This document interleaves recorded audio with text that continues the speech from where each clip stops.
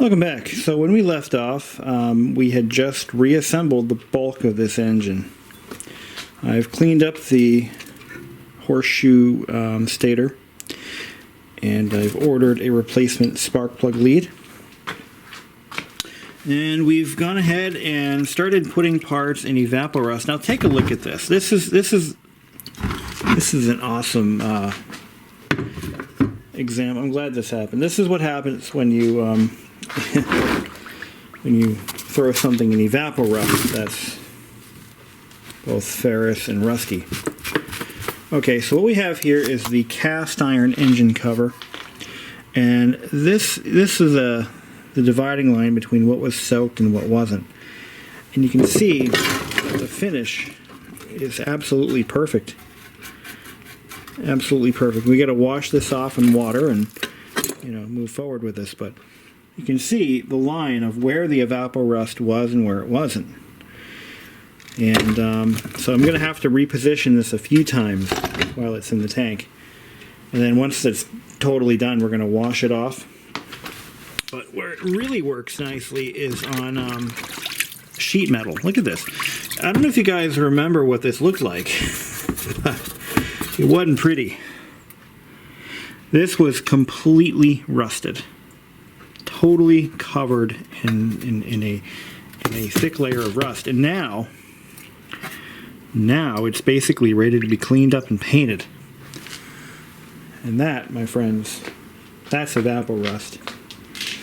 And it's totally non-toxic. It's biodegradable. It's the safest thing in the world to use. You can almost drink it. It's really that good. I wouldn't use it as a mixer, but if you really wanted to, you probably could use it as a mixer. All right, now that I got that out of there, I can better focus my attention on this cover. We're going to soak it like this overnight, and then we're going to flip it over tomorrow morning and do the other side. So why don't we go ahead and get this cleaned up and we'll get it painted. I'm going to bring this down to the laundry sink. We'll wash it out and make it pretty. Now that is a beautiful piece. Now there was a kink in one of these lobes, one of these sides here, and I just put it right in the vise and straightened it right out. This is dented out a little bit. Maybe we can straighten that a little bit. We'll give that a try, or we'll just leave it alone and be happy with what we got. So that's what I'm going to do. So I just washed this in a degreaser, and I'm going to mask all this off. So this is riveted to the plate.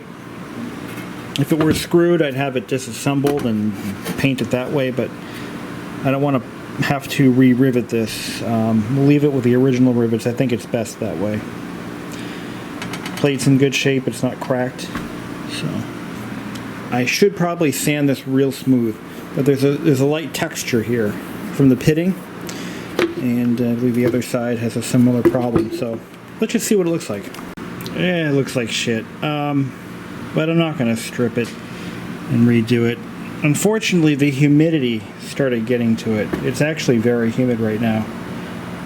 But it's starting to evaporate out of the paint. So we'll see how that goes. The other side is worse. Probably one of the worst paint jobs I've ever done. A lot of fisheyes, and I attribute that to there must be some oils or something left in the plate that I didn't get out. But again, this cover is mostly invisible. You'll be able to see the back side of the cover. That's going to be the other side. So this is going to be partly visible as it goes against the cylinder head. So this is the side that you're going to see. This is covered by the magneto cover, or the flywheel cover. So what I want to do now is I want to start dismantling this tank and getting it ready for reuse, or for preparation to be reused. So what I want to do is take that line off. We need to reuse. I want to reuse this line because I think it may be the original fuel line. So this is going to get polished, and we'll try to straighten it out as best we can. But these fittings should be good and reusable. They're brass, so they'll conform to whatever shape we give them. So, and we're going to take the this fuel separator out. Just twist right off. Now that fitting is going to have to come off too. Okay, we'll have to get a smaller wrench.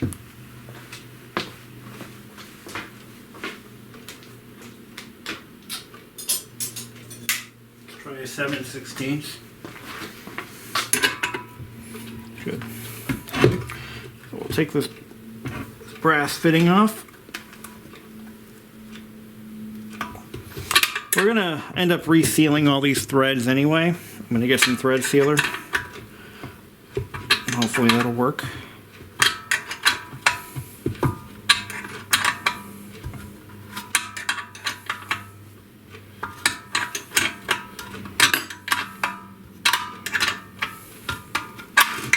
Okay. Put that aside. So we don't lose it, we'll connect it to the fuel line.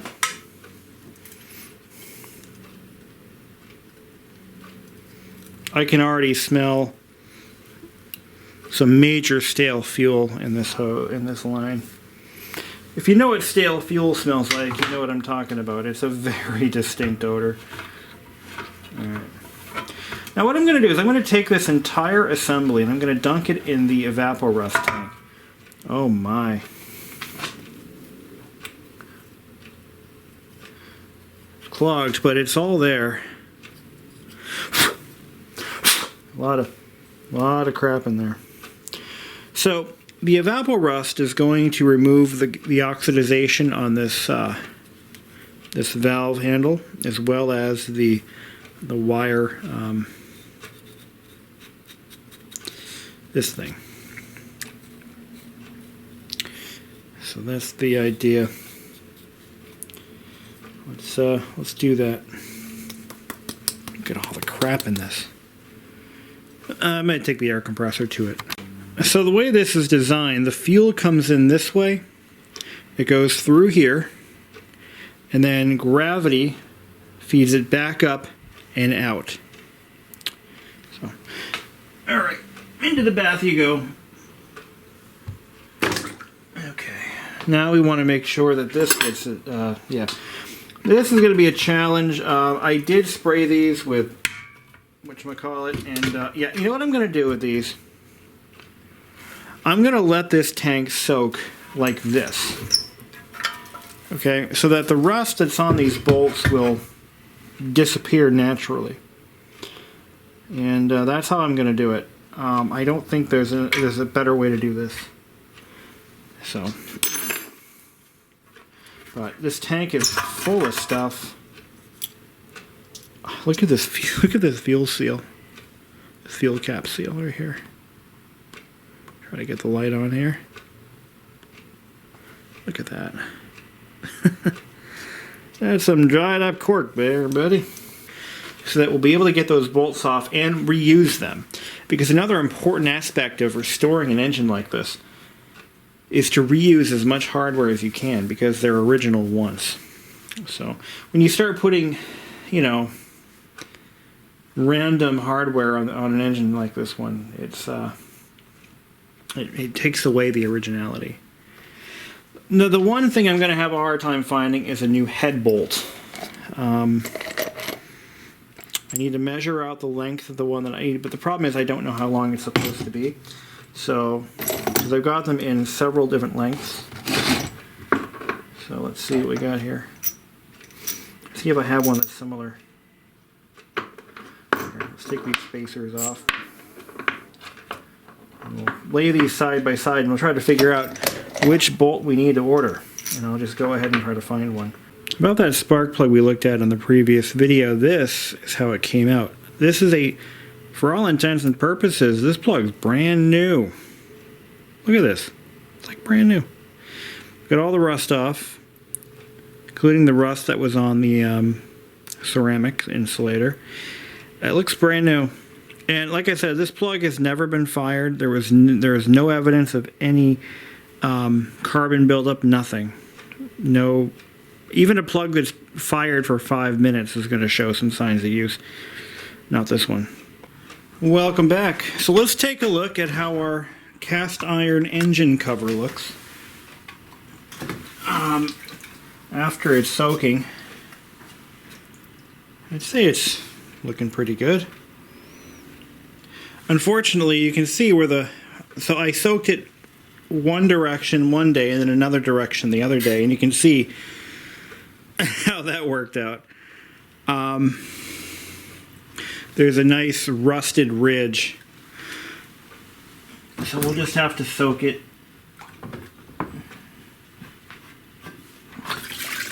We'll just kind of live with what we have.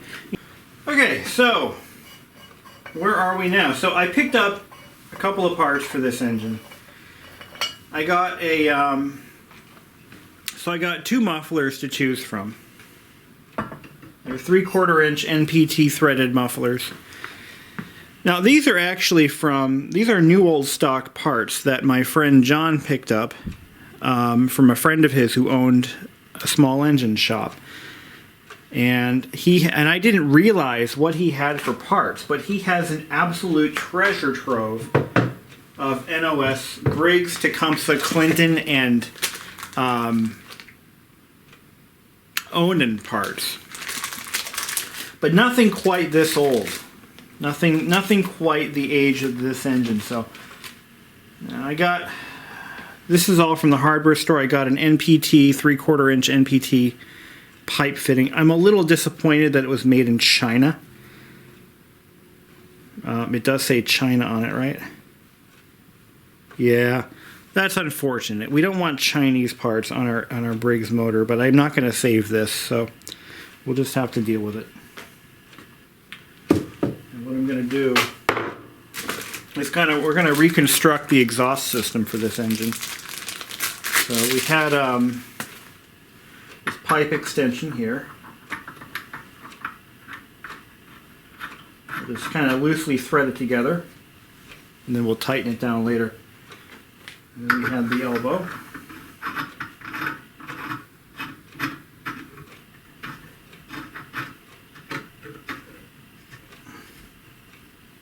Okay. And I've got lock rings too. And then we had the exhaust. So I'm going to use this muffler here. I think this is a little bit better looking than what the alternative is. So I've got, here it is.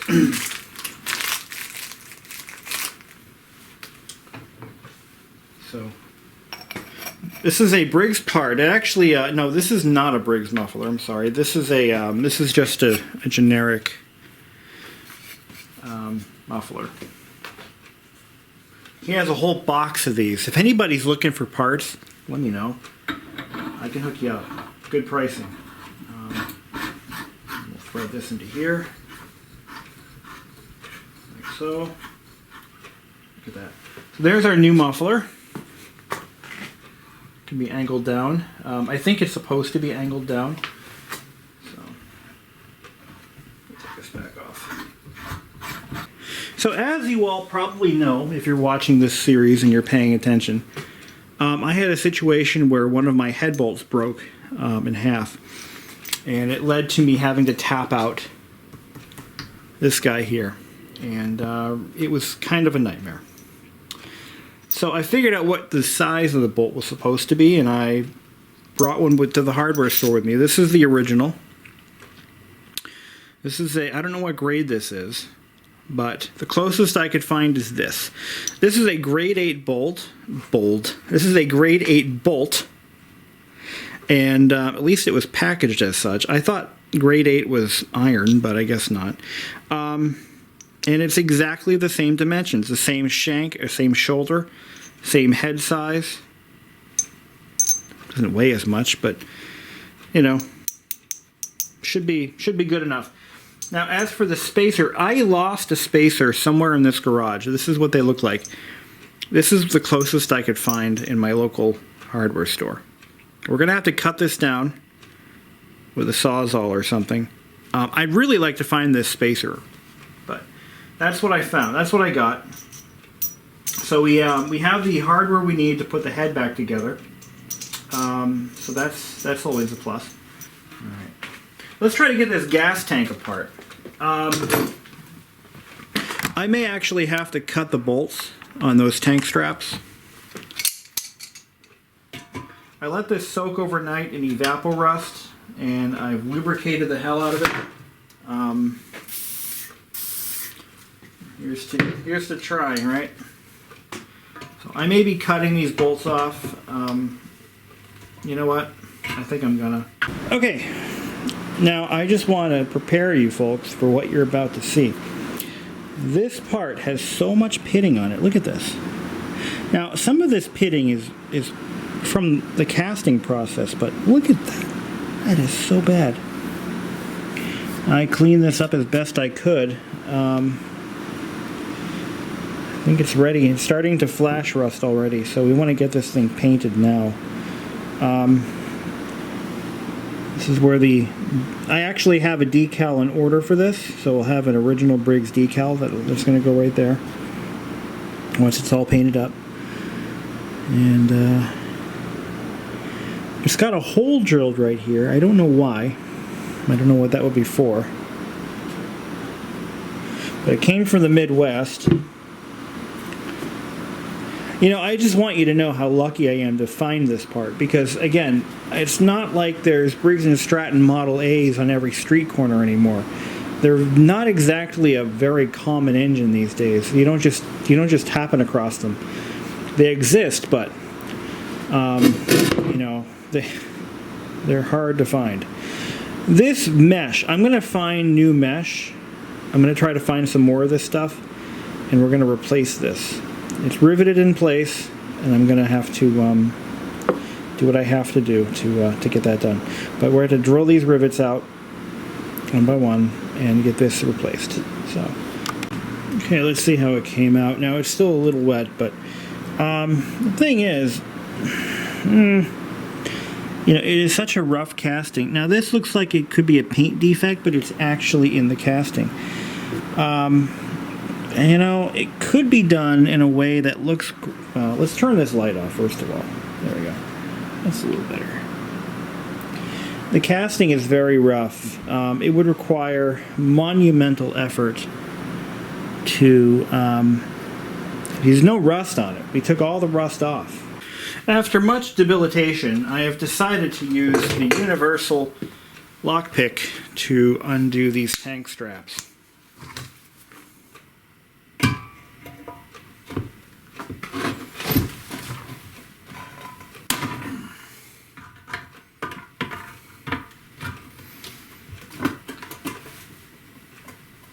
There we go. Like hot. A knife through hot butter. I'm going to take one of these bolts with me to the hardware store, and I'm going to try to find something similar in size, maybe even in thread pitch. Put those aside. Okay. Now these tank straps are totally reusable. I have to wash these off before I put them in the tank. So I'm going to use brake cleaner to clean the to get all the crap off of them. And because we don't want to contaminate our evapor rust too bad right now. So these will be reused. We're going to clean these up. As for the heavy cast iron bracket, same deal. Clean it up, put it in the tank. And I found, oh, didn't know these were there. Look at this. It's a little centering. Put that in our hardware bin. I didn't know those were... What the hell is this? Like, legitimately, what the hell is this? Does it go here? I don't know where this goes. It just showed up. It's not for the tank bolts. Those don't quite fit. I don't know what it is or where it goes. Do you? Well, it goes to this engine somehow, so we're gonna... Oh, I know where this goes. I'm glad I found this. It actually goes... It's part of the fuel separator. That almost got lost. Nice. had in there. Okay, I'm glad I found that because I almost lost it forever. And again, folks, you lose an engine part for one of these, it's gone forever. You're never going to find another one. That little spacer, gone. Don't know where it is. Looked everywhere. So, yeah, it's like that. Get a good mental picture of what these look like right now. They look like trash. Okay, I relented and I put this muffler on because I like it. I think it's a nicer looking muffler. And it's a real Briggs part. That's got to account for something. So, you know, there's that. As I was saying earlier, the engine speed is governed by the governor. Right now, the governor is calling for full throttle because the engine is at a stop. Once the engine spins up, the throttle will close to its idle point. And that's where this screw comes in handy. There's no screw here. We need to find one that fits. And that'll be our idle screw, or our engine. So what I'm saying is this engine is designed to run at a fixed speed. Basically is what I'm saying. It's meant to run at a fixed speed and that's it. So it's gonna, as the engine speeds up, this closes the throttle until it hits a stop. That would be the idle speed. It's so simple, even a monkey can figure it out, that being me. Alright, moving on. Okay, let's see how our fuel tank hardware looks after overnight soaking. Alright, that's not too bad. We'll get that nice and we'll get that washed off and painted up. This is going to be painted black. Okay, and if I have any flat black, that might be what I use. Some flat black enamel. So we'll get that washed off. And the bands are looking pretty nice. Look at that. Beautiful. Now, interestingly, some of the original black paint is still on these. And on this bracket as well.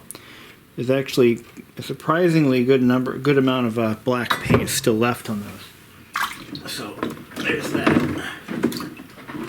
Okay, what else is in here? Here's the other band. Again, we'll have to wash those downstairs in the laundry sink. And then we can just go ahead and mount that bracket to the block once it's painted and dried. So that'll be good. So I took a trip to the hardware store and I got some prizes.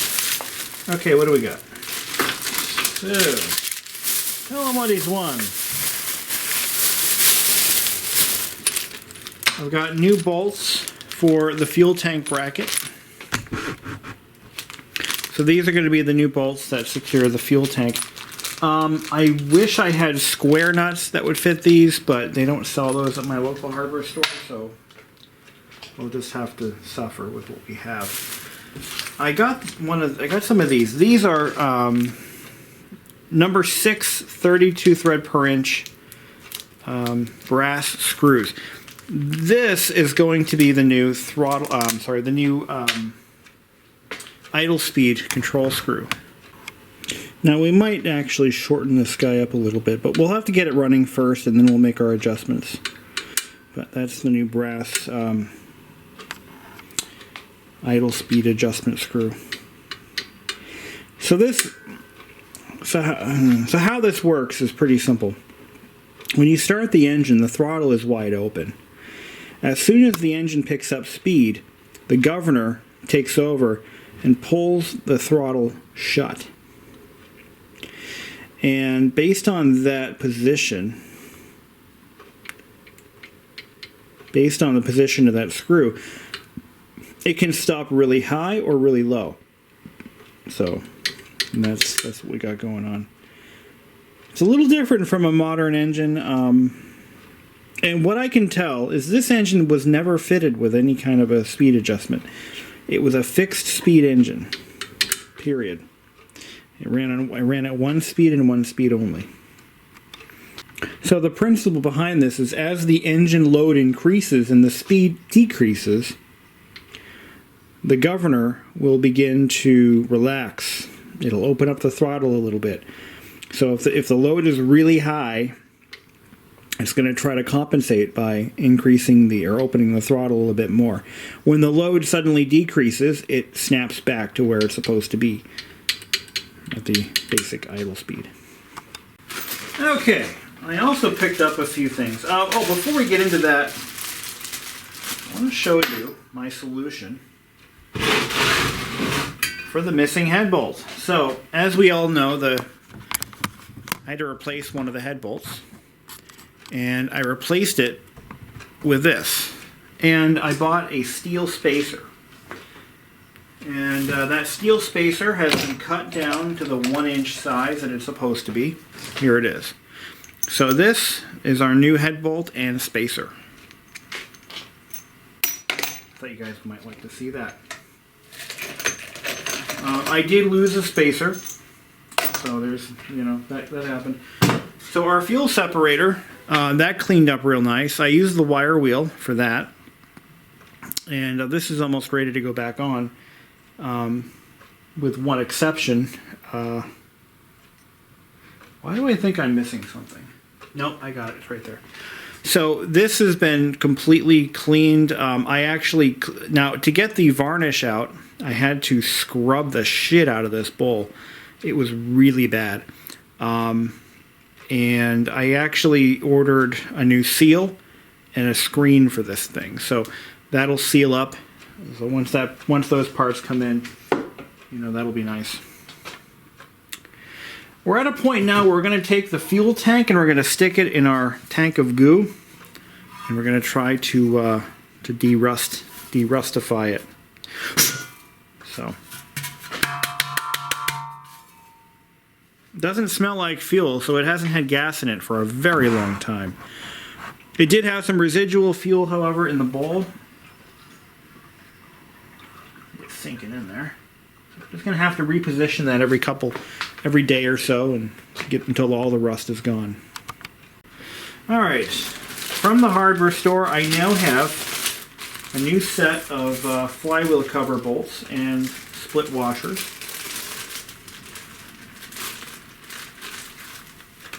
So these bolts will replace the ones that were missing when I got the engine. So let me just put these together.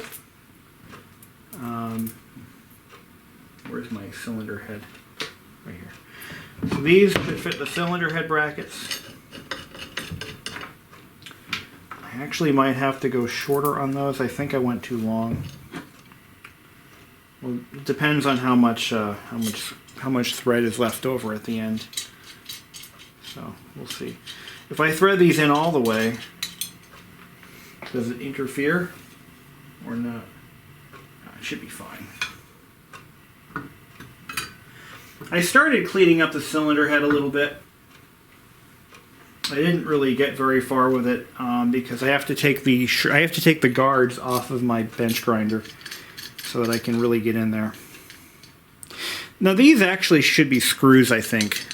Now that I look at it, I think those are supposed to be flathead screws. Oh well, you can't win them all. And I've got the bolts that go on the bottom here. I might actually have to go back and get some flathead screws. Maybe some shorter bolts. Yeah, those might be too long. So, at least I know what size they are and I know what to buy. So I can go back and... I have an Ace Hardware near my house. I can just go there and get what I need. They'll probably have exactly what I'm looking for. Look at that pretty gray cast iron. The cover. So I thought about it overnight, I thought about it in my sleep. I'm going to be sanding this a little bit smoother. Then I'm going to use a high build primer to fill in some of the pock marks. Then I'm going to sand it again. We're going to wet sand it. I'm going to do it again, and I'm going to be replacing this. This is 1/8 inch mesh. We're going to have to drill these rivets out and replace that. This is actually called hardware cloth. If you're looking to buy this stuff, you can still buy this. but my local hardware store only sells 1/4 inch. This is 1/8 inch hardware cloth. You can get it online, you can get it in your hardware store, but okay, let's get these pieces painted and we'll move on. Well, so I've lightly sanded the entire thing to try to smoothen out the surface a little bit. So what happens is the paint that's in the craters stays and the paint that's on the peaks, is removed. Then I put several coats of, this is a filler and sandable primer. And it's meant for very minute imperfections. We have massive craters on this surface of this thing. And a lot of imperfections in the casting, and it's just, well, we'll see what happens. I'll sand it. I'm going to sand, once this dries, I give it a couple hours, I'll let it dry, and then I'm going to give it another sand, and then another coat of primer, and then so on and so forth. So, we'll see what happens. Now these bands also have imperfections like you wouldn't believe. So I'm going to sand these by hand, and then I'm going to repaint them. Give these a good little. I'm going to do a dry sand rather than a wet sand. Maybe a wet sand them. I think that would be a good idea. I'm just going to come right out and say it. I do not have the patience for paint work. I just don't have what it takes. I think if I had the patience, skills would follow. But I do not have the patience for shit like this. Now I've got to wait for it to dry. But if I wait too long, or if I don't wait long enough, you can't recoat it. It's just, I don't have patience. The good news is, the engine doesn't need this cover to run, so, we'll get there when we get there. It's going to take about 5 hours for this to dry. I don't think I'm going to have the time to do that today, to do the finals. Or I'm going to do another sanding, and then I'm going to do another coat, and then another sanding, another coat. So it's going to take about a week or two to finish this one part. That's the kind of shit that I don't have patience for. Now, if I had catalyzed, oh yes, and I put it on too heavy, so it actually started to bubble the paint below, which is fine, I can sand that out, but it's like, I don't need this shit. Now these bands here, I just gave them a final coat of paint. Now, if I were to use a semi-gloss or a matte finish, I wouldn't have this problem. No, really. Because it wouldn't, the pits and stuff wouldn't be such a big deal. And because these were supposed to be smooth metal bands, I did sand them and I recoated them. Actually, they look pretty good. Compared to the first go around, they look actually pretty decent. But this thing here, okay, yeah, you can make an exception for iron. Cast iron parts that are supposed to have a rough finish, like this tank bracket, actually looks pretty good. There's nothing wrong with it. It looks perfectly fine, like it came off the factory floor. But this is supposed to be smooth. And now you see the problem and the dilemmas that I'm facing today. Let's go mount this. I want to get something done. Now that is a tank mount bracket. Oh boy. Look at how heavy duty that is. Mounted with a 3/4 inch bolt, the largest bolt size on the entire motor. 2 3/4 inch bolts. They were serious. Oh, they were serious. We need a fuel tank bracket that can withstand a nuclear blast. Yes, sir. And a fuel tank to match. It's going to be a while before we get any results on that. But we're going to rotate it and rotate it and rotate it, and it's going to de-rust the inside of the tank as well. So that's actually kind of win-win. Win-win. Yeah, win-win. Okay. Well, this engine is coming along. I'm very happy. Stay tuned for more. I'm going to upload this video, and that'll be it.